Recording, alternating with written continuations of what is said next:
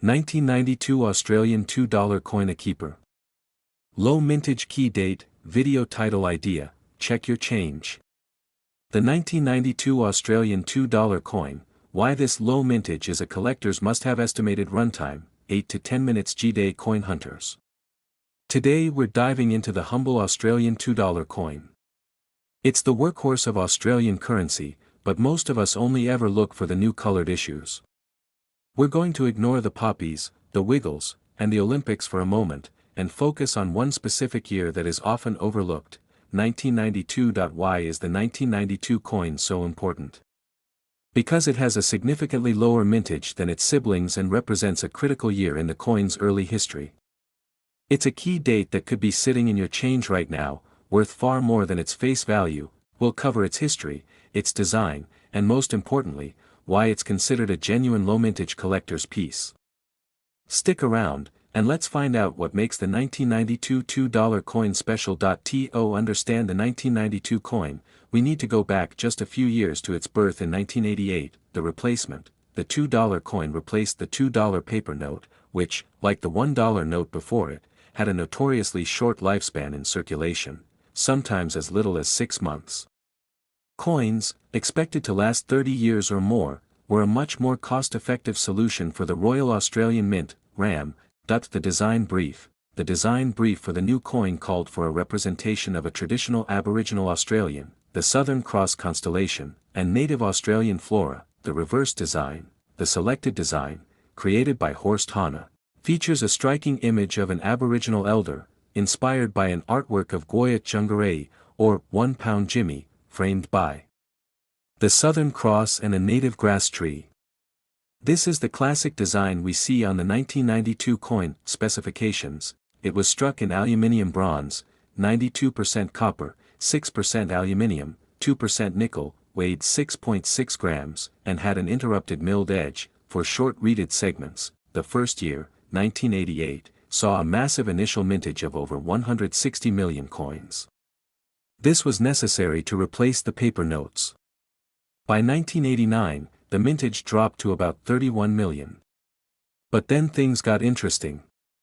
This is where the 1992 coin earns its collector status. After the initial rush to replace the paper notes, the RAM could slow down production. In 1990, mintage dropped to just 10.3 million. In 1991, no $2 coins were produced for general circulation at all.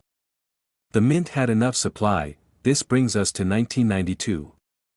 When the mint did resume striking $2 coins for circulation, they only needed a limited number. The 1992 mintage figure, the Royal Australian Mint struck only 15.5 million coins for circulation in 1992. Now, 15.5 million sounds like a lot, but in the context of Australian decimal coinage, it's considered a low to medium mintage.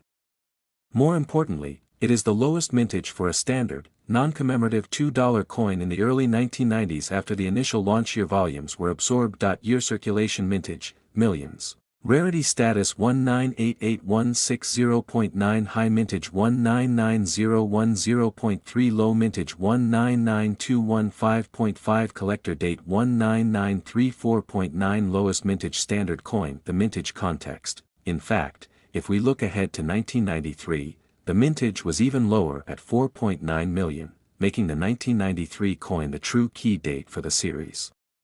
However, the 1992 coin sits right beside the 1990 and 1993 coins as a definitive low mintage year. Because fewer were released, fewer are found in high-grade condition today. Let's look at the obverse, the portrait side.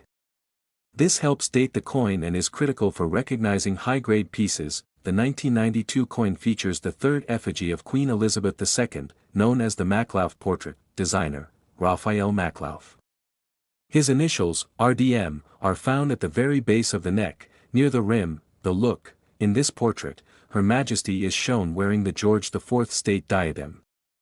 It's often described as a more flattering or softer portrait than the earlier Arnold Machin design. Why it matters: the Maklauf portrait was used from 1985 to 1998 on Australian coins. Because the 1992 coin is a low mintage date within this era, finding one in high grade, without the typical bag marks and circulation damage, is highly prized. A clean coin retains the fine detail of the queen's crown and hair, which is usually the first area to show wear. The absence of the designer's initials. On the reverse, a key feature for $2 collectors is checking the reverse. The original 1988 and 1989 coins featured the designer Horst Hahne's initials, HH, near the grass tree. The 1992 coin, however, follows the design change made in 1990, where the HH initials were removed. The design remains the same, but the initials are absent. This is not an error, but a standard feature of the coin from 1990 onwards. If you find a 1992 coin with the HH initials, that would be a multi-thousand-dollar mule error, but none are known to exist. So, don't worry if they're not there, they shouldn't be. So, what is this coin worth and what should you be looking for? A standard, heavily circulated 1992 $2 coin is generally only worth its face value, $2, as a general rule. It's not rare enough to command a huge premium if it's dinged and worn, where the value jumps. High grade / uncirculated, UNC. This is where the 15.5 million mintage comes into play. Because fewer were produced and put into circulation, fewer survived in perfect condition. An uncirculated 1992 $2 coin that has come directly from a bank roll or a mint set, or is just remarkably clean, can fetch between $8 and $30 from a collector. Graded examples: PCGS/NGC. If the coin has been professionally graded and comes back with a high grade, like MS65 or better, the value can increase dramatically, potentially reaching $50 to well over $100, as these are proof of the coin's scarcity in top condition. The proof coin. The RAM did produce special proof versions of the $2 coin for collector sets in 1992. These are struck on specially prepared, highly polished blanks and have very low mintages, around 5,000 for the standard proof. These are much more valuable, easily selling for $30 to $50 and higher depending on the grade and presentation. You won't find these in your change, but they are part of the 1992 story. Error coins. Look for the rare anomalies. The $2 coin series has some fantastic errors. Check the edges for partial collar errors, where the collar didn't fully engage. Check the obverse for die cracks or die fills, small imperfections in the metal or design, and always check for rotation errors, where the heads and tails are not aligned correctly.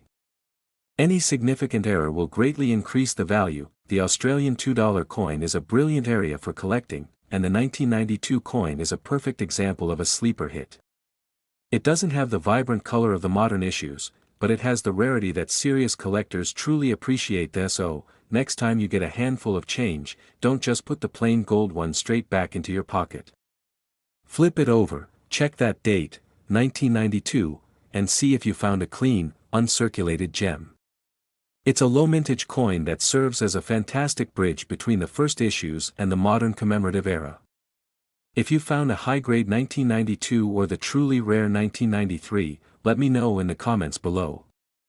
Don't forget to like and subscribe for more Australian coin tips and change hunting adventures. Happy hunting, and I'll see you next time.